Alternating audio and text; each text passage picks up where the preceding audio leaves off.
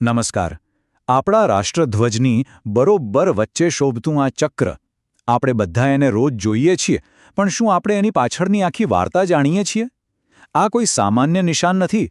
એમાં તો સદ્ગુણો, ઇતિહાસ અને આપણી પ્રગતિની એક આખી કહાણી છુપાયેલી છે.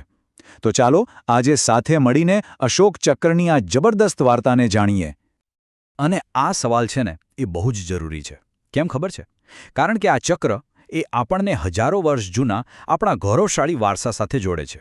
એક એવો વારસો જેણે આજના આપણા મૂલ્યોને ઘડ્યા છે. તો ચાલો હવે એ સમજીએ કે આ ચક્ર આપણને કહેવા શું માંગે છે. તો ચાલો શરૂઆત કરીએ. સૌથી પહેલાં આપણા રાષ્ટ્રધ્વજમાં આ ચક્રનું સ્થાન અને એનું મહત્વ શું છે એ સમજીએ. કારણ કે ફરી કહું છું, આ ખાલી એક ડિઝાઇન નથી, આ તો આપણા રાષ્ટ્રીય મૂલ્યોનું હૃદય છે, એનું કેન્દ્રબિંદુ. તો જુઓ, તારીખ હતી 22 જુલાઈ 1947. આપણી બંધારણ સભાએ નક્કી કર્યું કે આ ચક્ર આપણા ધ્વજમાં રહેશે અને એનો રંગ ઘેરો વાદળી. કેમ? કારણ કે એ સમુદ્ર અને આકાશ જેવો છે, અનંત, સત્યનું પ્રતીક. અને એને સફેદ પટ્ટાની બરાબર વચ્ચે મૂકવામાં આવ્યું છે. એનો મતલબ છે કે શાંતિ અને ન્યાયના રસ્તે જ આપણે પ્રગતિ કરવાની છે. કેટલો ઊંડો વિચાર છે, નહીં? પણ સવાલ એ છે કે આ પ્રતીક આવ્યું ક્યાંથી? આની પાછળ કોણ છે? આની વાર્તા જાણવા માટે આપણે ટાઈમ મશીનમાં બેસીને લગભગ 2300 વર્ષ પાછળ જવું પડશે. ચાલો મળીએ એક એવા મહાન સમ્રાટને જેમણે યુદ્ધના મેદાનમાંથી સીધો શાંતિનો માર્ગ પકડી લીધો હતો. આપણે વાત કરી રહ્યા છીએ સમ્રાટ અશોકની, મૌર્ય વંશના સૌથી શક્તિશાળી શાસકોમાંના એક. પણ પછી થયું કલિંગનું યુદ્ધ. એક એવું ભયાનક યુદ્ધ જેણે બધું જ બદલી નાખ્યું. એ યુદ્ધ પછી સમ્રાટ અશોકનું હૃદય પરિવર્તન થયું.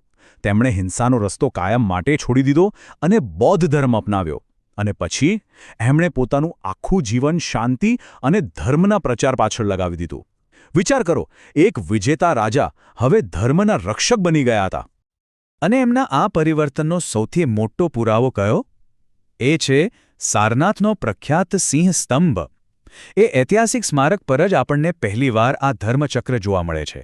હા, એ જ ચક્ર જે આજે આપણા રાષ્ટ્રધ્વજની શાન છે. તો આ ચક્રનો અસલી મતલબ શું છે?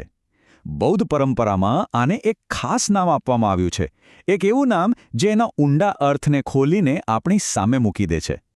આને કહેવાય છે ધર્મચક્ર, એટલે કે ધર્મનું પૈડું. આ શું બતાવે છે? એ બતાવે છે કે જીવન સતત ચાલતું રહેવું જોઈએ, જીવનનું ચક્ર ફરતું રહેવું જોઈએ અને જ્ઞાન મેળવવાના રસ્તા પર આગળ વધતા રહેવું જોઈએ. ખરેખર આ એક બહુ જ પાવરફુલ આઈડિયા છે. હવે જરા આ વાક્ય પર ધ્યાન આપજો.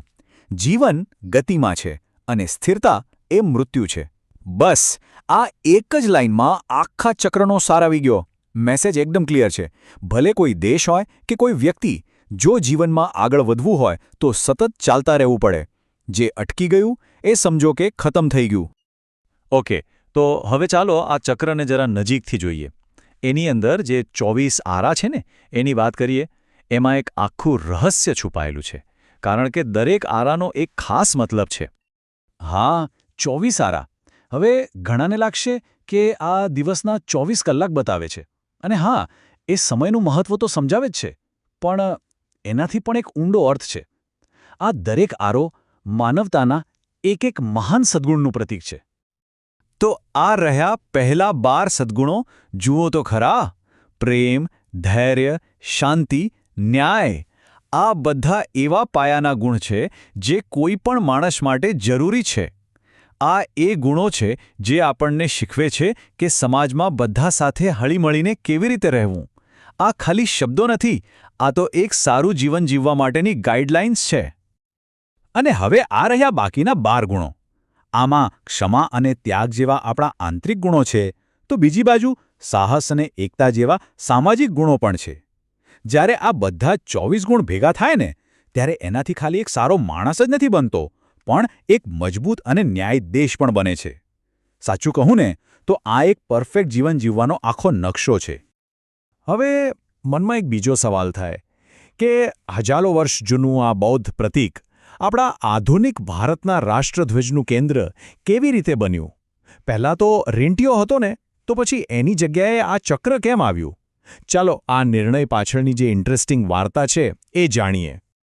શરૂઆતમાં આપણા ધ્વજમાં ગાંધીજીનો રેંટિયો હતો અને એ આપણા સ્વાતંત્ર્ય સંગ્રામ અને આત્મનિર્ભરતાનું એકદમ શક્તિશાળી પ્રતીક હતું, એમાં કોઈ શંકા નથી. પણ જ્યારે દેશ આઝાદ થયો ત્યારે બંધારણ સભાને એક એવું પ્રતીક જોઈતું હતું જે આપણા ગૌરવશાળી પ્રાચીન ઇતિહાસ અને એવા નૈતિક મૂલ્યોનું પ્રતિનિધિત્વ કરે જે બધા માટે હોય, જે કોઈ એક વિચારધારા કે કોઈ એક સમુદાય કરતાં પણ ઉપર હોય. અને બસ એ પ્રતીક હતું અશોક ચક્ર. અને આ નિર્ણય ખરેખર બહુ જ મહત્વનો હતો. એણે અશોક ચક્રને એકતા અને આપણા સહિયારા વારસાના પ્રતીક તરીકે સ્થાપિત કરી દીધું. એ આપણને હંમેશા યાદ અપાવે છે કે આપણો દેશ પ્રાચીન જ્ઞાન અને એવા મૂલ્યોના પાયા પર બન્યો છે જે દુનિયાના દરેક માણસ માટે છે. અને હવે અંતમાં એક સવાલ જે આપણે બધાએ આપણી જાતને પૂછવાનો છે. આ ચક્ર સતત પ્રગતિનું પ્રતીક છે. એના 24 આરા આપણને આગળ વધવાના 24 રસ્તા બતાવે છે. તો વિચારવા જેવી વાત એ છે કે આજના સમયમાં આપણા ભારતને એક રાષ્ટ્ર તરીકે આગળ વધવા માટે આ 24 સદ્ગુણોમાંથી કયા એક ગુણની સૌથી વધારે જરૂર છે? આનો જવાબ શું હોઈ શકે?